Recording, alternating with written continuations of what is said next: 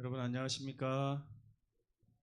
네, 참으로 어, 은혜스러운 찬양을 불러주신 우리 찬양대장님 이재호 성도님에게 감사를 드립니다. 어, 원래 우리 교회는 찬양대가 있었는데 코로나로 인해서 잠시 해체를 했고요.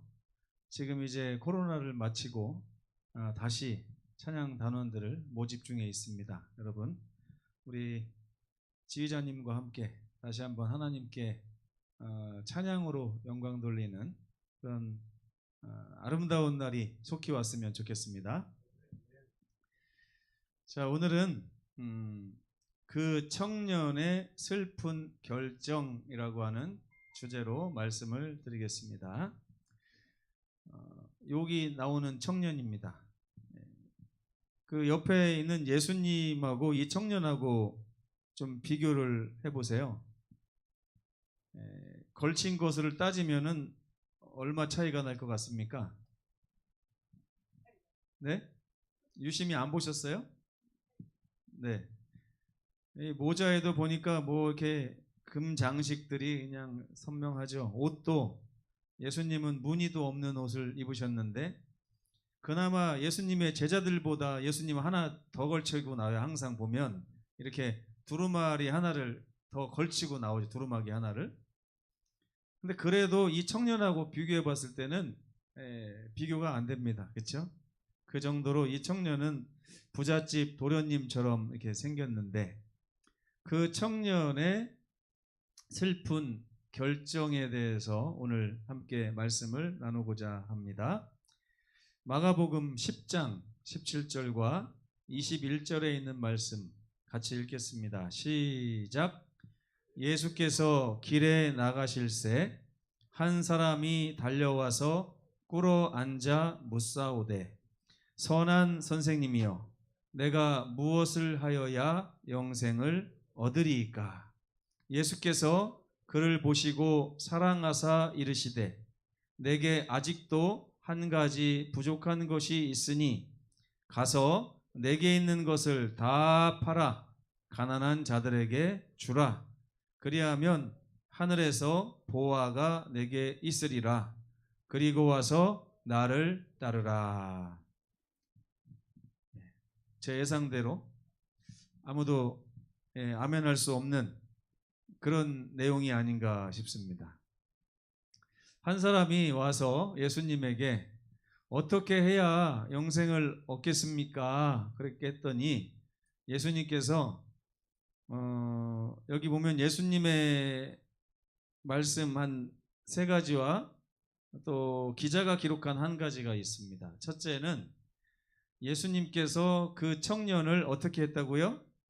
사랑하셨다고 하는 말이 나옵니다. 사랑하셨다고 하는 말. 두 번째, 예수님께서 이제 이런 말씀하시는데, 첫째, 너에게 한 가지 부족한 것이 있구나 이렇게 말씀하셨고, 두 번째는 가서 내게 있는 것을 다 팔아서 가난한 자들에게 주라 이런 말씀을 하셨습니다. 그리고 나서 약속을 하나 하셨어요. 그렇게 하면 하늘에서 보화가 내게 있을 것이다. 이렇게 한 다음에 예수께서 마지막으로 마무리하면서 하신 말씀이 뭐냐면 그리고 나면 와서 나를 따르라 이렇게 말씀하신 것입니다.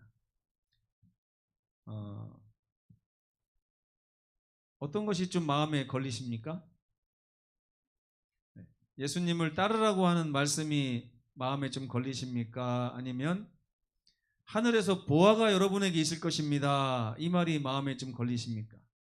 아니면 한 가지 부족한 점이 있어. 이게 좀 마음에 걸리십니까?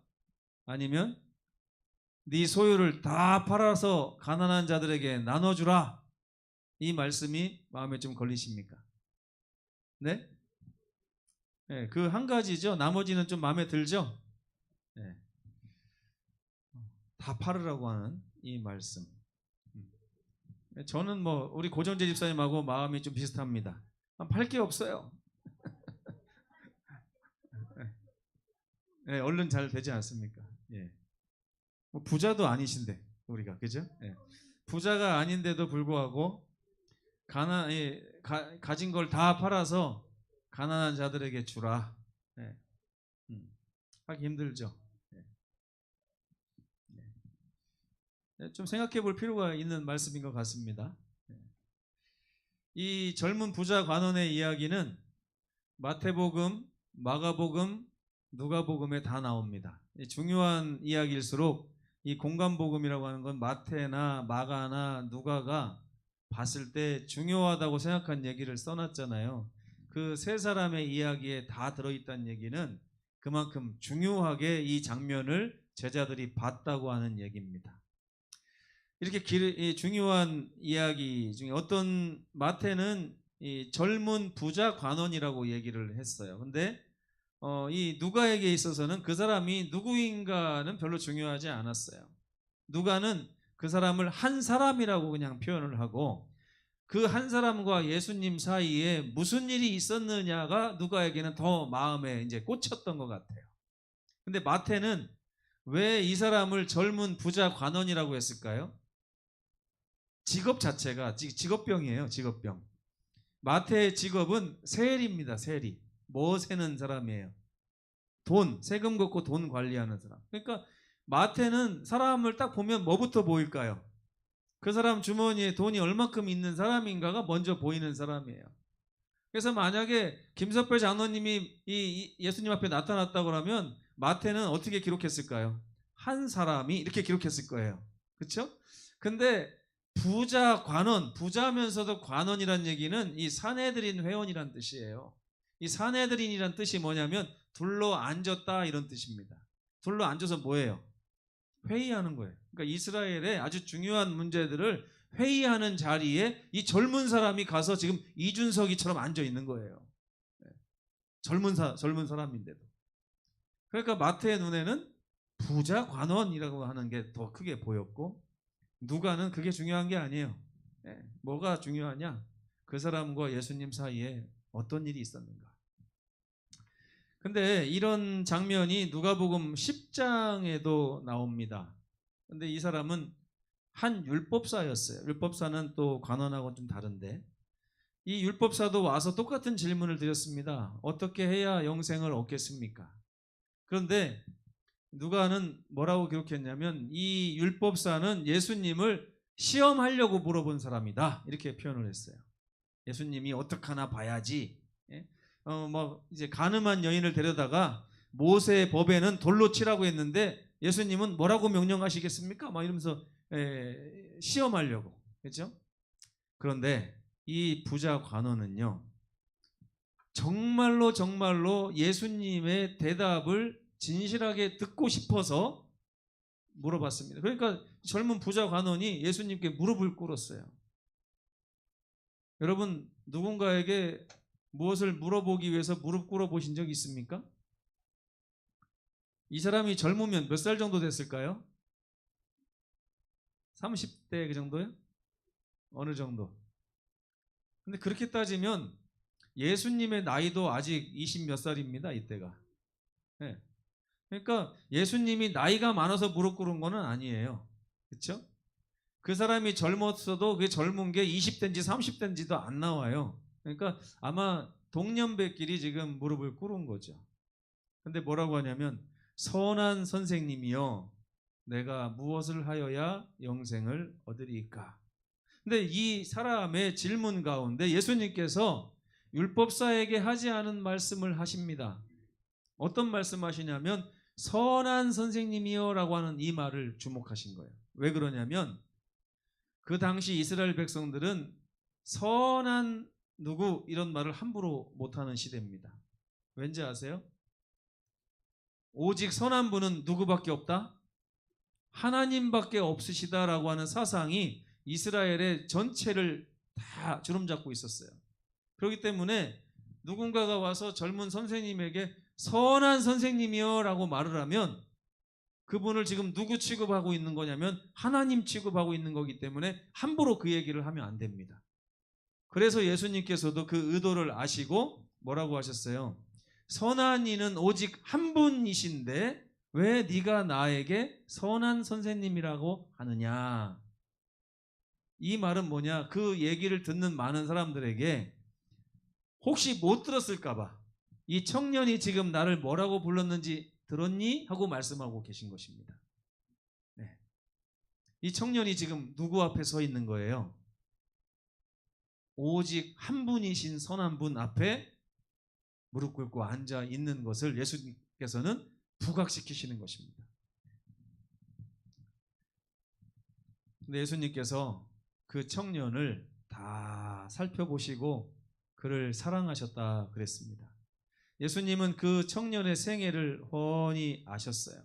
그리고 그 청년이 이 질문에 대해서 얼마나 진지하게 생각하며 예수님 앞에 왔는지를 예수께서는 알고 계셨습니다. 그래서 예수님께서는요, 마음에서 우러나오는 마음으로 그 청년을 진심으로 돕고자 하셨습니다. 청년의 표정을 여러분 한번 해보시겠어요? 지금 이 표정으로 예수님께 어떻게 영생을 얻겠습니까? 라고 물어보고 예수님의 답변을 기다리는 그 표정, 여러분 지금 한번 지어보시기 바랍니다. 제가 막 흉내 낼 수도 있습니다.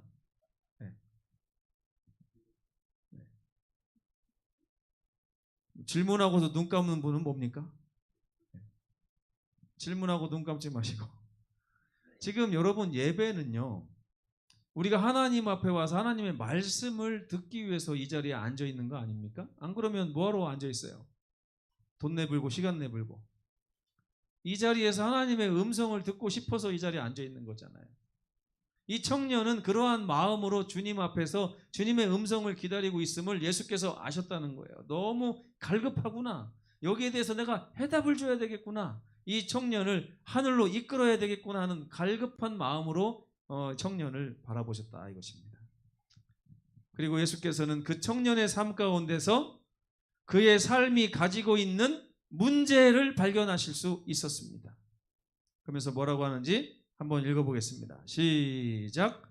예수께서 그를 보시고 사랑하사 이르시되 내게 아직도 한 가지 부족한 것이 있으니. 여러분 어떤 말씀에 좀 감동을 받습니까?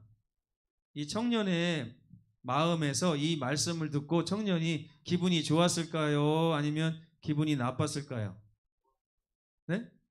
우리 이재호 성도님은 좋았을 것 같다고 하고 김학심 성도님 집사님은 나빴을 거라고 얘기를 했어요. 왜 나빴을까요?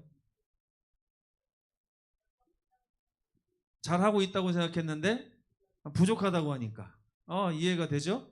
여기에 찬성하시는 분들 손들어 보시기 바랍니다. 네. 그리고 이재호 성도님은 왜 기분이 좋았다고 생각을 했습니까? 네. 네. 부족한 것이 한 가지밖에 없다고 하니. 마치 이제 이 청년이 이제 예수님 앞에 자기 자신의 삶을 이렇게 물어보러 왔잖아요. 그렇죠? 그래서 예수님, 내가 어떻게 해야 영생을 얻을 수 있습니까? 그랬더니 예수님께서 쭉 보시더니 너무나 사랑하는 눈빛을 쳐다보시면서 너 한 가지만 고치면 되겠다. 네. 그러면 그 말을 들은 이 청년은 기분이 어때요? 좋겠죠. 그죠? 만약에 교만했던 사람이라고 하면 나에게 한 가지 부족한 게 있다고 이렇게 생각할 수도 있기 때문에 기분 나쁠 수도 있겠죠. 근데 여러분 여기서 중요한 거를 우리가 이제 생각해 보려고 합니다. 영생에 대한 질문을 했어요. 영생. 여러분 영생이 궁금하십니까? 네. 우리 성도들이 이 자리에 앉아 있는 이유는 우리의 삶이 이 세상에서 그냥 이렇게 맞춰지는 것을 받아들이지 못하기 때문에 이 자리에 와 있는 것입니다. 그렇죠? 그래서 저는 아직도 이렇게 건강 관리를 잘하면 한 30년에서 50년 정도는 더 살 수 있을 것 같아요. 여러분 아무도 이견이 없으시죠? 네. 근데 만약에 여기 김복순 집사님이 내가 건강 관리를 잘하면 앞으로 한 30년에서 50년 더 살 거예요. 이렇게 얘기하면 여러분들이 뭐라고 얘기하실 것 같아요? 아유, 그러셔야지요. 이렇게 얘기를 할 건데 돌아가서 뭐라 그래요? 아유, 집사님은 진짜 그렇게 생각하시나 봐. 예? 이렇게 생각하겠죠. 우리의 삶이 이렇게 맞춰지는 것에 대해서 동의하지 못하시기 때문에 우리가 이 자리에 와 있는 것입니다. 그리고 성경에는 거기에 대한 해답이 있어요. 우리가 예수 그리스도를 믿음으로 발견하고 맞아들이는 순간부터 우리의 삶은 영생으로 바뀌며 우리가 하늘에 가서 영원토록 우리 삶이 이어질 것이다.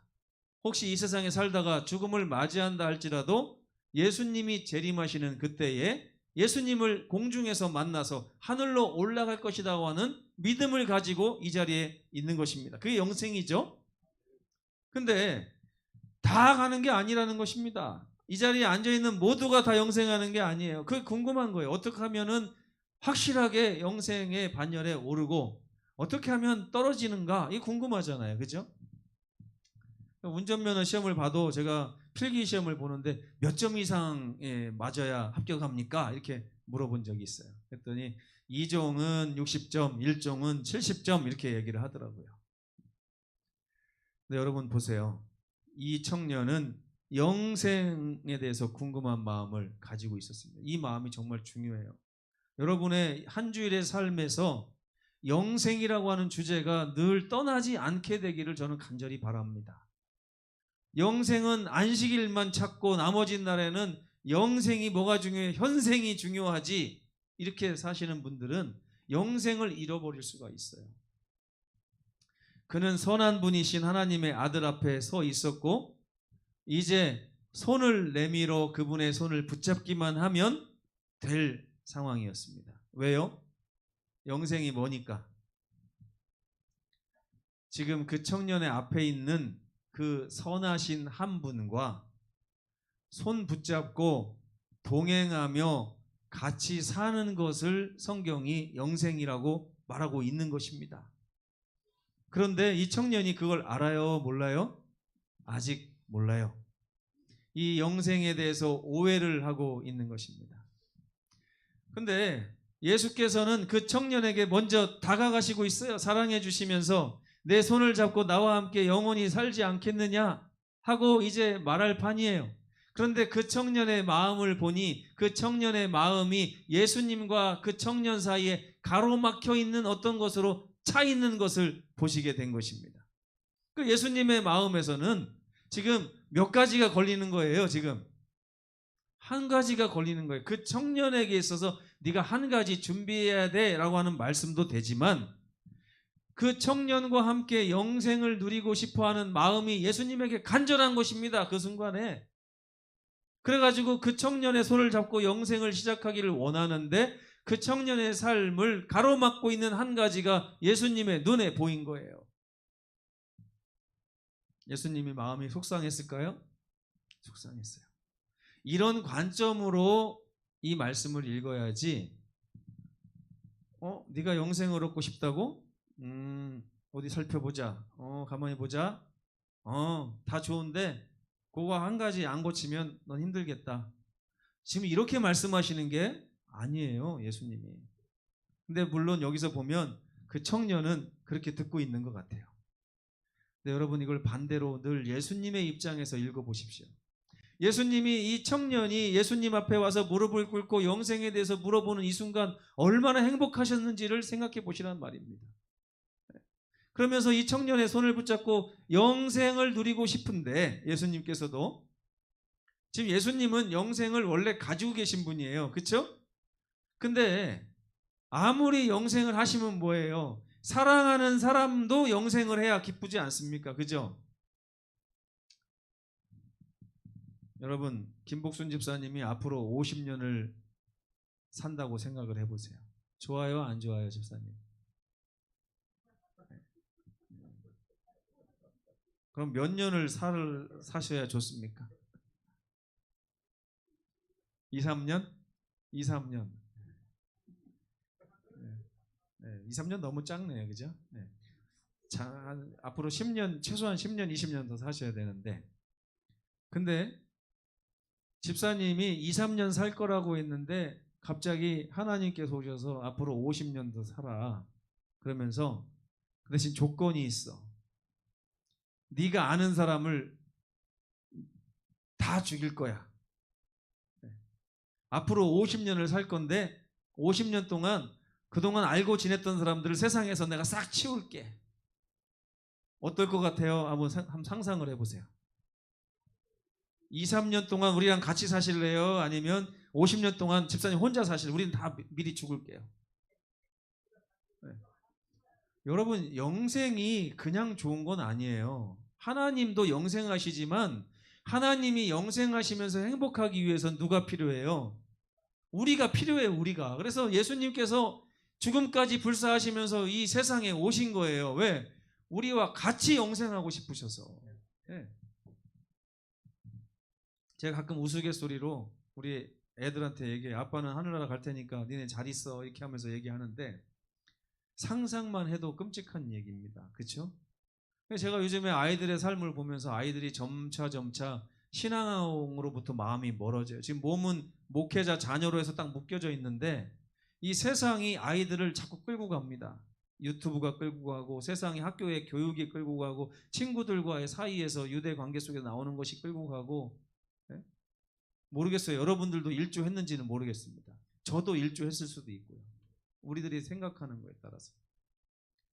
근데 이 아이들 없이 하늘에 갈 걸 생각하니까 별로 기쁘지가 않을 것 같다는 생각도 들어요. 그래서 어떻게 해서든지 하나님께 저 아이들과 우리 사랑하는 가족들을 다 이끌고 하늘에 갔으면 좋겠다는 생각을 요즘에 많이 합니다. 근데 예수께서 그 가로막혀 있는 것을 보면서 안타까워서 그 가로막힌 것만 제거되면 너와 내가 영원히 행복을 누릴 수 있을 것 같은데 그것만 제거하고 와서 나와 함께 살지 않겠느냐라고 말씀을 하신 것입니다. 아멘입니까? 감사하죠? 그렇다면 이 청년이 예수님의 본심을 그 눈에서 봤다면 어떻게 반응했을 것 같습니까? 아, 예수님 정말입니까? 이것만 하면 된다 이거죠? 돌아가면서 할렐루야를 부르고 삭개오가 그랬던 것처럼 자기의 재산을 다 팔아서 가난한 자들에게 나눠주는 일을 시작했을 것입니다. 실제로 그렇게 한 사람이 누구였어요? 삭개오였어요. 삭개오는 단지 삭개오야 내려오너라, 내가 오늘 너의 집에 유하여야 되겠다라고 하는 이 말 한마디에 너무나 기뻐가지고 내려와서 예수님과 함께 할 걸 생각하니까 모든 것이 다 필요 없게 느껴지면서 주님만 있으면 된다. 네, 그동안 잘못했던 거 다 용서받고 나 주님과 함께 영원히 살아야지 하는 그 생각에 그런 행동을 한 것입니다. 근데 아쉽게도 이 청년은 그러한 예수님의 마음을 바라보지 못했던 것 같습니다. 혹시 우리 성도들 중에도 함께 영생하고자 하시는 우리 하나님의 마음을 아직 못 보신 분들 계십니까? 마치 이 부자 청년처럼 내가 어떻게 해야 하늘나라에 갈까? 아, 아직도 잘못한 게 있다고? 아, 이거는 어려운데? 내 관점에서 생각하는 그런 영생을 바라보고 계십니까? 아니면 나와 너무나 함께하고 싶어 하시는 우리 예수님의 표정을 보고 영생을 갈망하고 계십니까?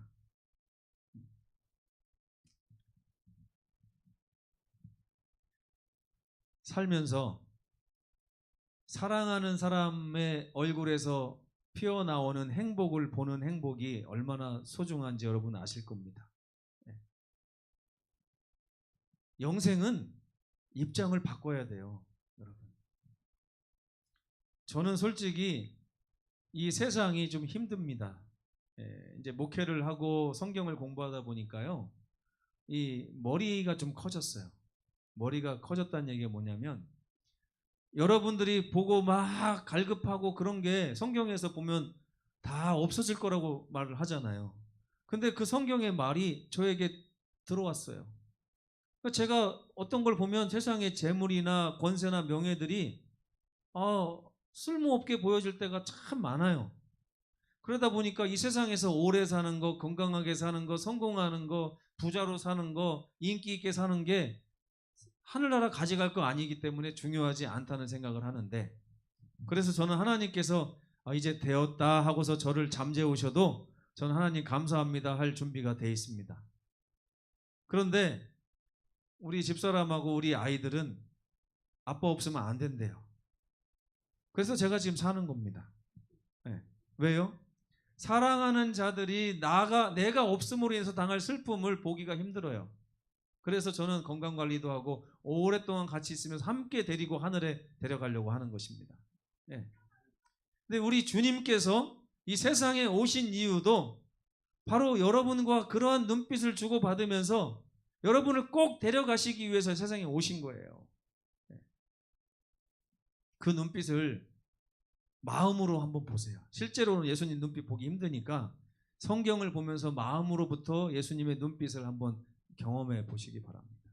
우리 예수님께서 김석배 장로님을 꼭 하늘에 데려가셔서 영생하고자 찾아오신 거예요. 그래서 십자가를 지신 것이고, 지금 장로님과 예수님 사이에 딱 보니까 이것만 해결되면 되겠는데 하는 마음으로 장로님을 바라보는 것입니다. 장로님만 그럴까요? 여기 계신 모든 분들에게 예수님께서는 부족한 거를 몇 가지를 찾으셨어요? 한 가지. 두 가지도 아니고 세 가지도 아니고 예수님은 딱 한 가지. 뭐예요? 너와 나 사이를 가로막고 있는 것이 있는데 이것만 치워지면 좋겠다. 그게 돈일까요? 이 부자 법관에겐 돈이었어요. 김학심 집사님에겐 뭐였을까요? 손자였을까요? 화장품이었을까요? 아니면 건강일까요? 여러분 각자 예수님이 보실 때 영생을 누리고 싶은데 이 자녀는, 이 아들은 나와 이 아들 사이에 요것이 껴있구나. 요 아들은, 이 딸은 요것이 껴있구나. 이 아들은 요것이 껴있구나. 예수님은 다 한 가지를 보시는 거예요. 한 가지. 왜 한 가지라고 하는지 아십니까? 여러분? 우리가 그 한 가지만 없으면 예수님을 언제나 높일 수 있어요. 근데 꼭 예수님과 우리 사이를 막아서는 거는 두 가지가 아닙니다. 꼭 한 가지예요. 언제나 한 가지. 그 한 가지를 없애라고 하는 것이에요. 그것이 예수님께서 이 부자 법관에게 얘기를 한 건데, 이 부자 법관은 돈이 많았다고요. 돈이 많다 보니까 이 부자 법관이 고민을 하는 거죠. 내게 있는 것을 다 팔아 가난한 자들에게 주라. 그것은 너와 나 사이를 방해하는 것일 뿐이니 남에게 주라. 그러면 나와 함께 하늘에 가면 그것과 비교할 수조차 없는 보화가 기다리고 있으니 사실 그것은 없어도 되는 거야 라고 예수께서 말씀하신 거예요. 이 말은 여호수아 24장 15절을 생각나게 합니다. 너희가 섬길 자를 오늘 택하라. 가장 높이 나와 너 사이의 영생을 방해할 그 어떤 것도 우리 사이에 있게 하지 말지니라 하는 것이 첫 번째 계명입니다. 여러분, 너는 나 외에 다른 신을, 네가 섬기는 우상을 너에게 있게 하지 말지니라 하는 것입니다. 혹시요, 제가 여기서 지금 11년째 목회를 하기 때문에 새로 오신 분들 빼고 나머지 분들에겐 제가 다 조언을 드릴 수 있습니다. 여기서 말씀드리면 안 돼요. 공개적으로 공개할 프라이버시이기 때문에. 그래서 혹시 나와 예수님 사이에 끼어있는 이 한 가지가 뭐지 하고 잘 모르시는 분들 있죠. 저에게 와서 물어보시면 제가 친절하게 알려드리겠습니다. 네, 저는 다 알아요. 우리 이재호 성도는 아직 온 지 얼마 안 돼서 잘 몰라요. 근데 저와 함께 적어도 5년 이상 보내신 분들은 제가 다 알고 있습니다. 말을 안 해서 그렇지 다 알고 있어요. 그러니까 목사님, 저와 예수님 사이의 영생을 방해하는 게 뭡니까? 알려주십시오 하면 제가 친절하게 알려드리겠습니다. 그러니까 궁금하신 분들 저에게 찾아오십시오. 아니면 문자로 알려달라면 문자로 다 이렇게 쏴드리겠습니다. 네? 얘기해주면 안 돼요. 예, 자기 비밀이 다 새나가기 때문에 안 됩니다. 예를 들어서 송명숙 집사님은요, 그 숨겨놓은 그 적금 깨서 빨리 나눠줘야 됩니다. 이렇게 하면 다 알잖아요. 안 돼요. 예, 안 되고, 또 집사님은 마음속에 누구를 원수처럼 알고 있는데 그거 빨리 용서해야 됩니다. 이렇게 할 수가 없어요. 예, 그거는 개인적으로.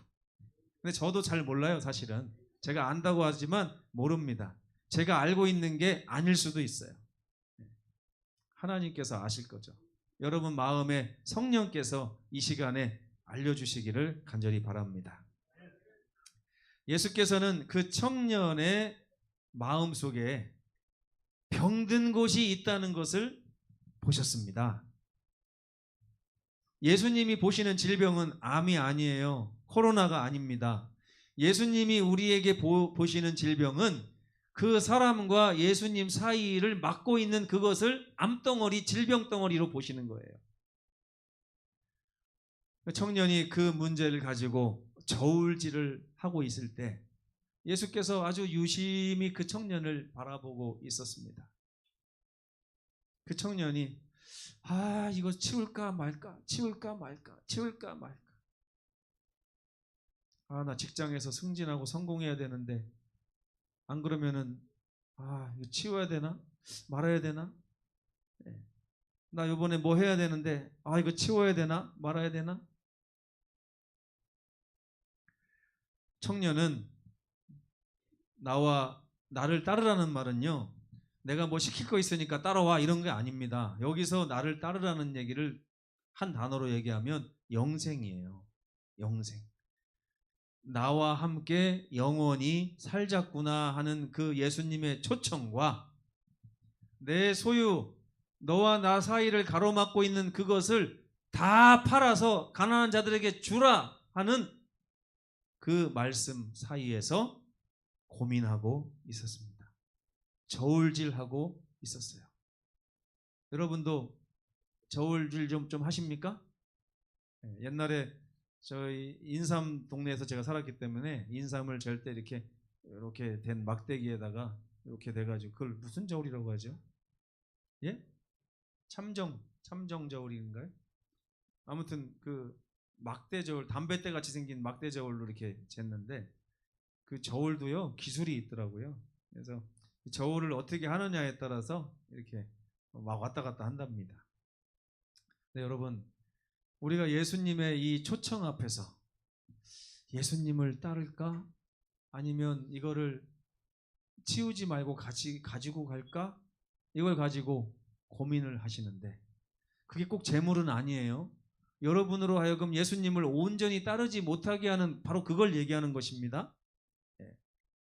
여러분이 한 주일 내내 집중해서 살고 있는 바로 그 문제를 얘기하는 겁니다. 한 주일 동안 얼마나 열심히 그 문제에 매달렸으면 안식일에 이렇게 피곤한 모습으로 앉아 계시겠어요, 여러분들이. 그죠? 여러분들이 뭔가 매달리는 게 있어요, 지금. 그 매달리는 것을 예수께서 뭐라고 말씀하시는 거예요? 다 팔아서 이웃에게 나눠주고 나와 함께 영원히 살자, 이렇게 말씀을 하고 계신 것입니다. 오늘날 얼마나 많은 성도들이 그 단 한 가지 부족한 것으로 인해서 예수님을 문 밖에 기다리게 하고 있는지 모릅니다. 여러분의 예수님은 지금 들어와 계십니까? 아니면 여전히 문 밖에 계십니까? 아니면 잠깐 들어왔는데 금방 쫓겨나셨습니까? 저는 말씀을 마치면서 다시 한번 이야기를 해보겠습니다. 젊은 부자 관원의 이야기는 결말이 좋았을까요? 나빴을까요? 아시는 바와 같이 슬픈 결말로 맺어졌습니다. 그는 영생에 대해 진지한 질문을 가지고 영생의 주인이신 예수님 앞에 왔지만 예수님께서 자기와 얼마나 영생하고 싶어 하는지 그 눈빛을 온전히 깨닫지 못하고 예수님보다 뭐가 더 크게 느껴졌어요? 자기가 가지고 있는 그 재물로 인해서 고민하다가 결국에 슬픈 기색을 띄었다고 그랬어요. 왜 슬퍼요? 결과가 안 좋으니까. 결과가 안 좋죠.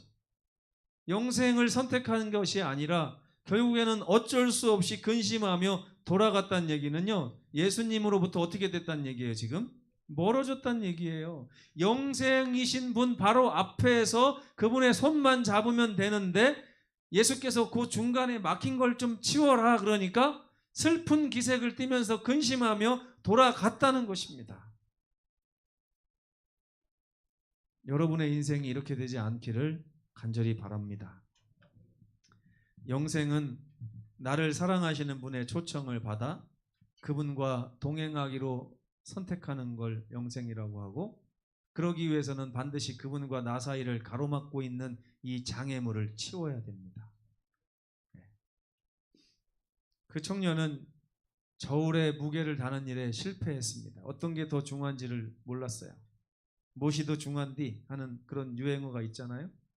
여러분, 우리 그리스도인들은 무엇이 더 중요한지를 구별하고 분별할 줄 알아야 됩니다.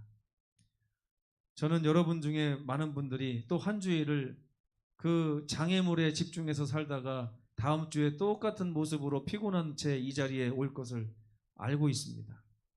그럼에도 불구하고 다시 한번 호소드립니다. 그 반복되던 우리의 인생을 이제는 주님 앞에서 내려놓고 주님의 손을 붙잡고 고백하시면 좋겠어요. 예수님, 주님과 나 사이에 아무것도 없습니다. 아멘? 네. 주님과 나 사이에 있는 모든 것을 제가 치워버리기를 원합니다. 이런 결심이 우리 모든 성도들의 마음에 오늘 뜨겁게 일기를 간절히 바라면서 말씀을 마치겠습니다.